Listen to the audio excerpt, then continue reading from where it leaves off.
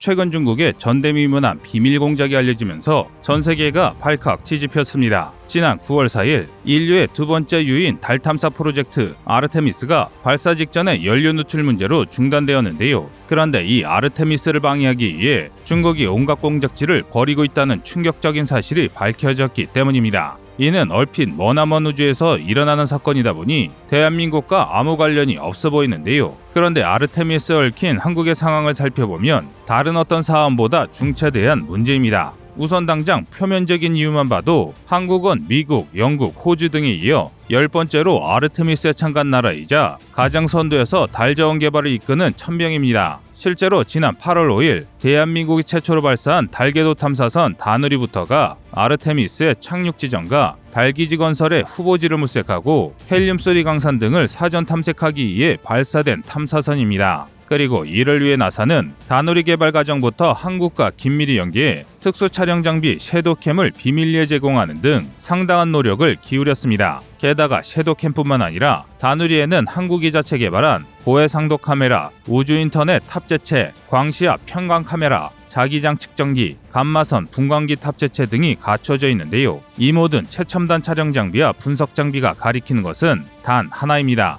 다누리와 아르테미스의 최종 목표가 바로 본격적인 달 자원 채굴과 이를 위한 상주 인력 배치라는 것입니다. 다시 말해 아르테미스는 사실상 달에서 자원을 채굴하기 위한 다국적 연합이라고 해도 무리가 아닙니다. 그리고 당연히 아르테미스의 핵심 참가국이자 다누리를 통해 프로젝트에 천병에 선 대한민국은 이 채굴권의 높은 지분을 차지할 수 있을 것으로 보이는데요. 이 지분이 상당히 중요한 이유가 앞서 말한 달의 헬륨3가 어마어마한 고부가 가치 자원이기 때문입니다. 단적인 예로 헬륨3 고작 25톤이면 미국의 연간 소비 전력인 3869TWh의 전기를 생산할 수 있는데요. 더욱 알기 쉽게 석탄에 비교하자면 고작 1g의 헬륨3만으로도 무려 석탄 40톤과 맞먹는 전기를 생산할 수 있는 것입니다. 이 덕에 헬륨3는 1톤에 4조 원을 호가할 정도로 엄청난 몸값을 자랑합니다. 게다가 헬륨3는 핵융합의 원료로 사용되기 때문에 발전 과정에서 핵 폐기물이 발생할 위험도 없습니다. 즉 헬륨3의 채굴권을 보유한 것만으로도 에너지 생산에 있어 막대한 우위를 차지할 수 있는데요. 상황이 이렇다 보니 달에 누가 먼저 깃발을 꽂느냐가 미래 에너지 자원의 주인이 된다고 해도 과언이 아닐 정도입니다. 이게 절대 과장이 아닌 것이 당장 중국만 봐도 우주 개발에서 우위를 선점하기 위해 2020년 달 탐사선 창호 5호를 달 뒷면에 착륙시켰고 2021년에는 우주 정거장 행궁 3호의 거주 모듈을 발사하기까지 했습니다. 아마 이때까지만 해도 중국은 자신들이 전 세계에서 가장 빠르게 우주를 개발하고 있다고 생각했을 것입니다. 그런데 중국의 이런 착각 속에서 한참 뒤처져 있다고 생각하던 한국이 다누리를 쏘아 올리더니 미국과 함께 달의 자원을 채굴하는 기지까지 건설한다고 하니 중국으로서는 그야말로 미치고 팔짝 뛸 수밖에 없는 것입니다. 그래서 결국 중국은 최악의 방법을 선택했는데요. 바로 그동안 물밑 작업으로만 이루어졌던 우주전쟁을 본격적으로 개시한 것입니다. 일례로 지난 2007년 중국은 신장 우주기지에서 둥펑미사일을 발사해 자국의 위성 펑인 1C를 요격하는 데 성공하면서 미국과 러시아에 이어 세계 세 번째로 위성 요격 능력을 보유하게 되었습니다. 하지만 요격 당시만 하더라도 중국은 이 사실을 비밀리에 붙였습니다. 그러나 파괴된 위성 잔해들이 미국에 포착되고 전 세계 각국에서 비난 성명이 쏟아지자 그제야 꼬리를 말고 요격 실험 사실을 인정했는데요. 이뿐만 아니라 2010년과 2014년에도 둥펑미사일을 개조한 SC-19, SC-18 미사일을 이용해 위성 요격 실험을 계속했지만 공식적으로는 미사일 요격 실험이라고 발표했습니다. 이는 평소 중국의 행태를 생각하면 굉장히 이례적인 일입니다. 그만큼 우주 영역에서 활동 가능한 무기 체계를 개발한다는 건 전 지구적인 견제와 비난의 대상이라는 의미입니다. 오죽하면 세계 대부분의 국가가 우주 공간에서의 무기 배치와 사용을 금지하자는 조약까지 맺었을 정도인데요. 그런데 최근 이런 범지구적 조약이 무색해지는 충격적인 사실이 밝혀졌습니다. 다름 아닌 중국이 위성 요격 미사일뿐만 아니라 적성국의 위성을 공격하는 전투형 킬러 위성마저 이미 궤도에 안착시켰다는 사실입니다.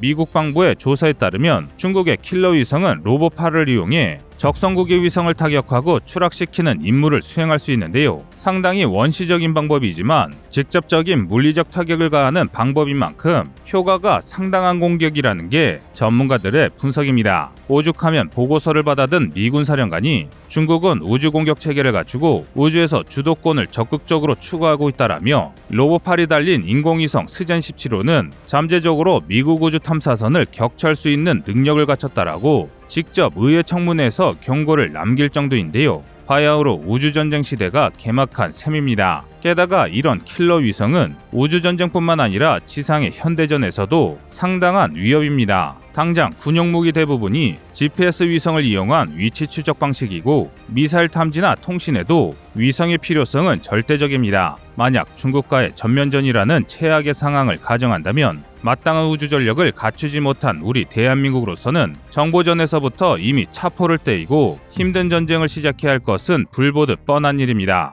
이는 상상만 해도 끔찍한데요. 특히 중국의 집중 견제를 받는 한국의 상황을 고려하면 대한민국의 우주 전력 확보는 필수적입니다. 그리고 다행히 대한민국은 이미 오래전부터 우주 전쟁에 대비하기 위한 무기 체계를 개발하고 있습니다. 그 첫 번째가 바로 하드킬 방식의 상승 단계 요격 미사일인데요. 이는 말 그대로 중국의 위성 요격 미사일이나 킬러 위성을 실은 로켓이 우주 궤도에 진입하기 전에 먼저 상승 단계에서 요격하는 방법입니다. 게다가 상승 단계 요격 미사일은 비단 우주 무기뿐만 아니라 탄도 미사일 방어에도 상당한 이점을 갖추고 있습니다. 상승 단계에서 요격에 성공하면 파편이나 방사성 물질도 발사 위치 인근에 추락하므로 추가적인 2차 피해를 걱정할 필요가 없기 때문인데요. 하지만 이처럼 장점이 확실한 만큼 상승 단계 요격 미사일 개발에는 상당한 수준의 기술력이 필요합니다. 얼핏 쉽게 생각하면 미사일 발사 징후가 포착되자마자 요격해버리면 그만일 것 같지만 현실은 이 상승 단계 요격이 상당히 힘든 기술입니다. 그 이유는 바로 시간 때문인데요. 일반적으로 미사일의 상승 단계는 짧게는 1분, 길어봐야 5분이 넘지 않습니다. 다시 말해 상승 단계 요격은 이 짧은 시간 내에 적의 미사일 발사 탐지부터 요격까지 모두 끝마쳐야 합니다. 이 때문에 한국은 북한이 탄도미사일을 개발하기 훨씬 전부터 상승 단계 미사일 개발에 힘써왔지만 가시적인 성과를 기록할 수 없었습니다. 하지만 이것도 이제는 옛말이 됐습니다. 그 이유는 KF-21의 실전 배치가 초일기에 들어서면서 상승 단계 요격 미사일 배치가 현실로 다가왔기 때문입니다. 사실 그동안 상승 단계 요격 무기는 기술적인 문제와 전술기 사전 배치 등의 문제로 사실상 개발이 중단되었지만 그럼에도 지속적으로 관련 연구를 지속하고 있었습니다. 실례로 지난 2016년 6월에는 하와이 인근 해역에서 실시된 첫 번째 한미일 3국의 미사일 경보 훈련 당시 미사일 방어청인 MDA는 미국 공군의 MQ-9 리퍼 무인 공격기 2대에 첨단 적외선 탐지 장치를 장착해 지상에서 발사된 탄도미사일을 탐지하는 데 성공했습니다. 즉 장시간 높은 고도에서 채공할 수 있는 중고도 무인기를 활용해 지상 발사 탄도미사일을 조기에 탐지하면 해상 발사 탄도탄 요격 체계에 보다 많은 대응 시간과 항적 데이터를 제공한 것입니다. 이 기술이 가능하기 위해서는 대한민국의 의지대로 사용할 수 있는 전투기 플랫폼이 필요했는데요. 그런데 전술기는 KF-21이 개발됐고 국산 장거리 공대공 미사일도 순조롭게 개발되면서 그동안 미국만 가능했던 상승 단계 요격 미사일을 우리 한국의 기술력으로 개발하게 된 것입니다. 우선 상승 단계 요격을 위한 첫 번째 단계인 탐지를 위해 우리 군은 최대 탐지 거리가 무려 900km에 달하는 ELM-2080B 슈퍼 그린파인 레이더의 보유 수량을 2기에서 4기로 늘렸습니다. 심지어 새로 도입한 레이더는 슈퍼 그린파인 레이더의 개량형인 ELM-2080C로 색적 능력과 동시 추적 능력이 크게 향상된 최신형입니다. 게다가 24시간 공중에서 적의 미사일 발사 징후를 포착할 수 있는 무인기 개발과 정지궤도 조기 경보 위성의 개발에도 박차를 가하고 있는데요. 이 감시 체계가 발사 징후를 포착하면 KF-21이 즉시 상승 단계 요격 미사일을 탑재하고 출격하여 적의 탄도탄 자체를 무력화시킬 수 있습니다. 다만 남은 문제가 있다면 상승 단계 요격 미사일의 비행 속도일 텐데요. 빠른 대응을 위해서 전투기에서 발사되는 상승 단계 요격 미사일은 최대 속도가 극초음속에 가까운 극초음속 미사일이 반드시 필요합니다. 다행히 한국은 이미 음속의 3-4배가 넘는 속도의 초음속 대함 미사일을 개발해 성공한 이력이 있고 이제는 이것도 뛰어넘는 극초음속 미사일까지 개발하기 위해 박차를 가하고 있습니다. 그리고 이런 기술력과 노하우가 축적된 만큼 상승 단계 요격 미사일의 개발도 시간 문제일 것으로 보이는데요. 그렇다면 이제 남겨진 과제는 단 하나입니다. 이미 우주 궤도를 돌며 호시탐탐 기회만 엿보고 있는 중국 위성의 킬러 위성 방어입니다. 이 분야에서 한국은 탐지 위주의 소프트킬 전략을 취하고 있습니다. 그리고 이 소프트킬 전략은 이미 전력화가 완료된 전자광학 위성감시 체계인데요.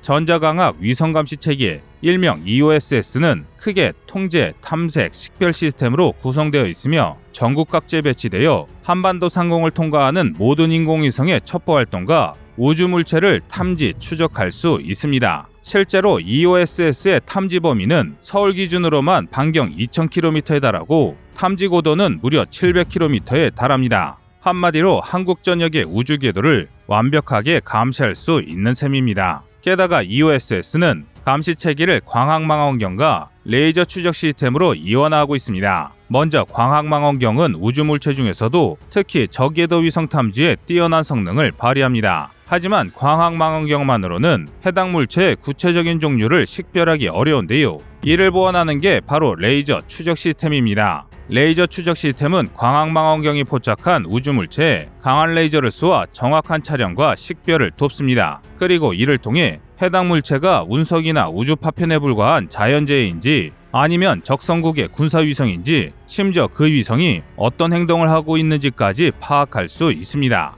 이 정도면 위협 탐지 분야에서는 완벽한 대응 태세를 갖췄다고 해도 과언이 아닌데요. 하지만 적성국의 직접적인 대응 전략은 부족한 게 사실입니다. 현재 대한민국은 자체 기술력으로 누리호를 발사하면서 세계 11번째 자력우주 로켓 발사국에 등극한 데 이어 인류 역사상 두 번째인 유인달 탐사 프로젝트의 선두를 이끌고 있습니다. 또한 군사 분야에서조차 전 세계에서 유례를 찾아보기 힘들 정도의 빠른 속도로 우주전쟁 시대에 적응하고 있습니다. 세계 최강인 미국마저 우주군을 창설하는 데 72년이나 걸렸다는 걸 생각하면 한국의 성장 속도는 믿기지 않을 정도로 놀라운 발전인데요. 부디 이 치열한 우주 개발 경쟁 속에서 대한민국이 다른 나라에 뒤처지지 않게 우리 정부의 충분한 지원으로 치열한 우주 전장에서 한국이 세계에서 우뚝 설 수 있는 국가가 되길 바라겠습니다. 이상 꺼리투브의 두 번째 미션이었습니다.